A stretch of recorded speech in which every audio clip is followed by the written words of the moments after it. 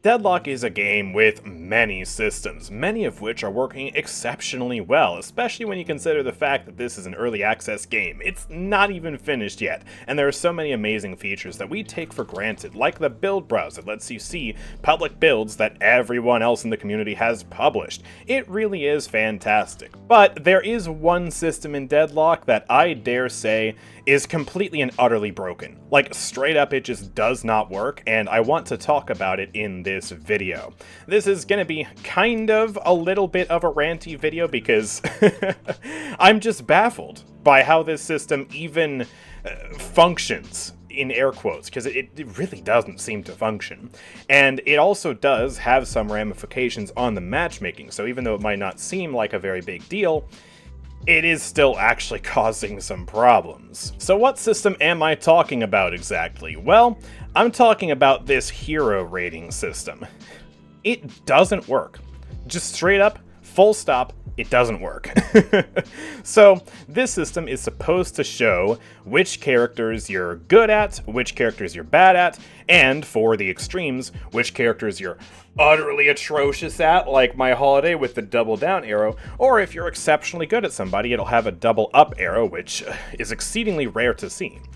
But as I'm going to demonstrate, none of this is actually working or really progressing the characters up and down in any way that makes logical sense. So to help investigate just how flawed the hero rating system is in Deadlock, I'm going to be using StatLocker a little bit throughout this video, just to help me out with some of the numbers here. Now, StatLocker isn't actually up to date on the latest stats regarding my characters. You'll notice that some characters are missing some games, like Seven here. It says he's got 151 games in StatLocker, but I've actually got 209 games on Seven.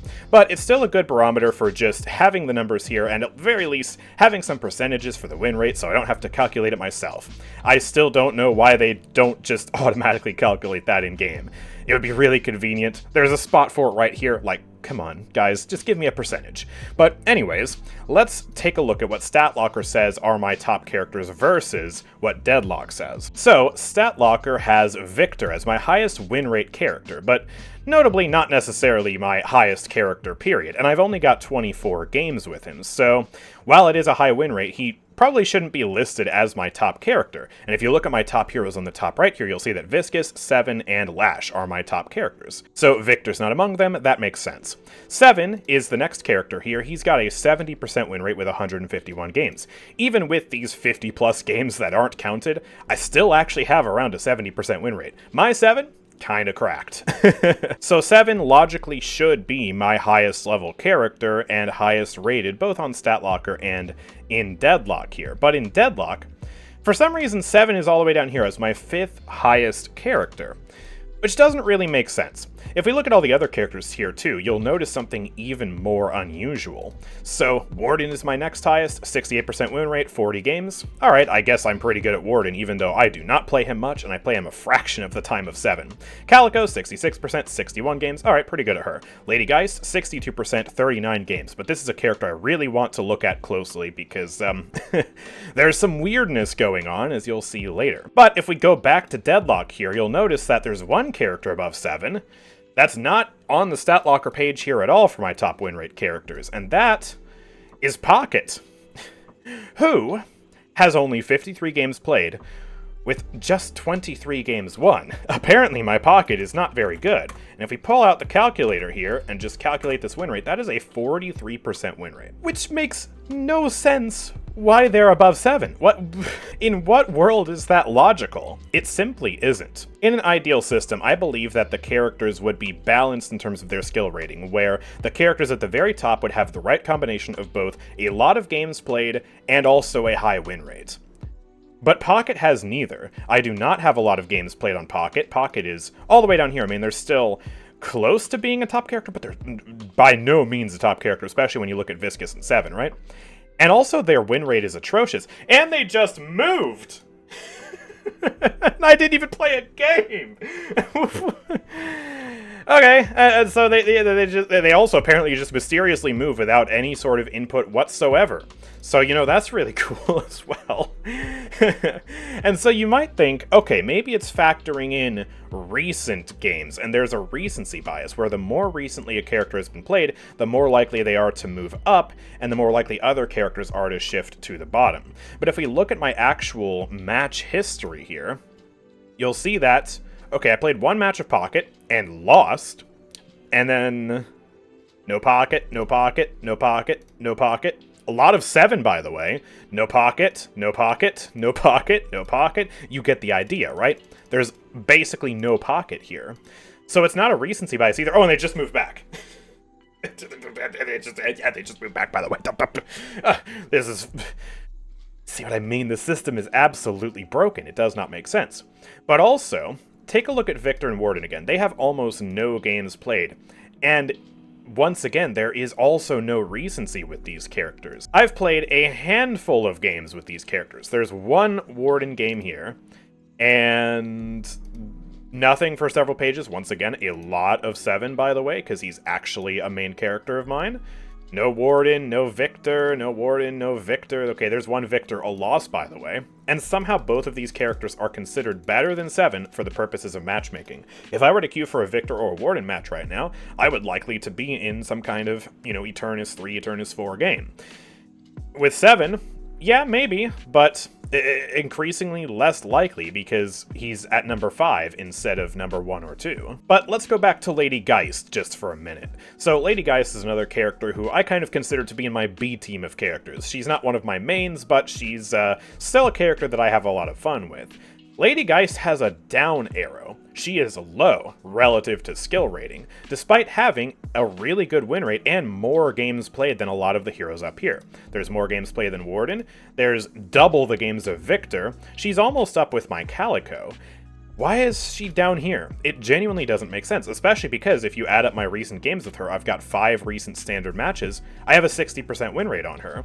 And indeed, if we do the math on these here again, 35 over 56, that is a 62% win rate. By all means, that's a phenomenal win rate. And she is below Celeste, who has a 50% win rate and 14 games. She's below Doorman, who I'm objectively terrible with. She's below McGinnis. Okay, that's fine. She's below Rem, who has a negative win rate, sub 50 win rate, and only 22 games played. She's below Mirage, terrible win rate on him, because I played a lot of Mirage when I sucked at the game. She is below so many characters who she simply doesn't deserve to be below, including Bebop, who has an up arrow, despite 42 games played with only 19 games won. You guys know my Bebop stinks. There seems to be no rhyme or reason to what arrow this game assigns your characters anymore. That's simply my hypothesis. There is no logic. Something is glitched in the back end of the system. If the system were truly working, then again, as I said, the characters at the top would have the right combination of both a high win rate and also a high play rate. If you have a low play rate on a character, then you might have just gotten lucky. You might have been steamrolling lower rank matches that the game put you in because, you know, you hadn't played much of the character. So, even though you seem to be on a roll with them, they should still be closer to the middle or the bottom. If you have a high play rate on a character but you still have a low win rate, then they should still be rated somewhere up here, but yeah, maybe a little bit lower than the very tip top. For example, Viscous, he's all the way down here now. I've been sucking on Viscous recently, but he's got the highest play rate out of any character that I have. He should not be this low, even though my win rate is kind of stinky with him right now. I still, because I have so much experience on Viscous, am better at Viscous than characters like Vindicta and Paige, who I definitely am not good at. Oh yeah, and if you want another anomaly, what is Lash doing down here? He's in the bottom middle of characters, and if we calculate his win rate, 106 over 182, that is a 58% win rate. So I've got a 58% win rate on this character, but apparently I'm bad at him, according to Deadlock. There is one more factor that might be taken into account behind the scenes to affect the skill rating, and that is your personal performance in every single match, but I laugh in the face of that because of the aforementioned characters like Bebop and Pocket. being up here in my high relative to skill rating. I haven't played Bebop in ages, but let's go look at my last Bebop match just to show you the caliber of my Bebop gameplay. Alright, here's a standard match of Bebop, and oh, wow, look at that, I did awful. I had a negative KDA, I had 27k damage, which was the lowest on the team, very low objective damage. I guess I healed a lot, but this is by no means a good performance. That should be putting him this high? Higher than so many characters that I'm actually good at. But now let's talk about why this actually matters, because this does actually have a real impact on your games. So if a character is rated low relative to skill rating, you're more likely to get a match that is below your actual rank. I just freshly deranked to Eternus 1, I was Eternus 2, and I was Eternus 3. I've kind of been on a losing streak recently, but still, I'm an Eternus player. So for the characters that are low relative to skill rating, it is likely going to put me in a match that is either Eternus 1 or lower, Ascendant 6 or Ascendant 5. And we actually got to witness that with Lady Geist. So Lady Geist, remember, a great character of mine, phenomenal win rate, I play her a decent amount. She's low relative to skill rating, and so the game decided to put me in multiple Ascendant matches. We've got an Ascendant 6 game here. Absolute brutal stomp, because Lady Geist is OP.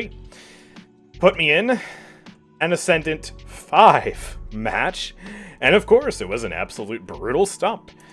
And, well, it finally wisened up and put me in an Eternus 1 lobby, but still, I should not have been put in those two Ascendant lobbies with this character, but because the game's skill rating system is fundamentally flawed, it put me in a really low rank lobby relative to my skill rating on a character that I should not be down there with. This whole glitch system results in some characters being placed in matches that they have absolutely no right to be in. On the flip side, let's go back and look at that Bebop match again.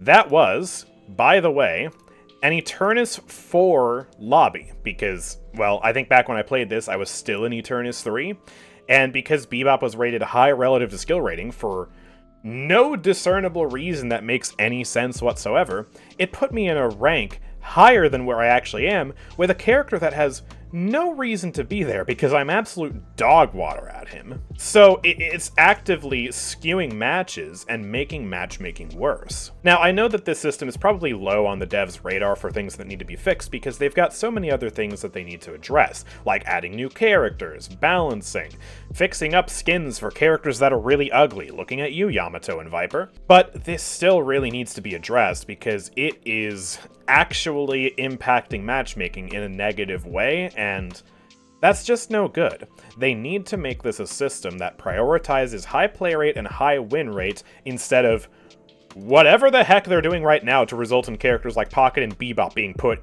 in higher positions than Lady Geist and Lash.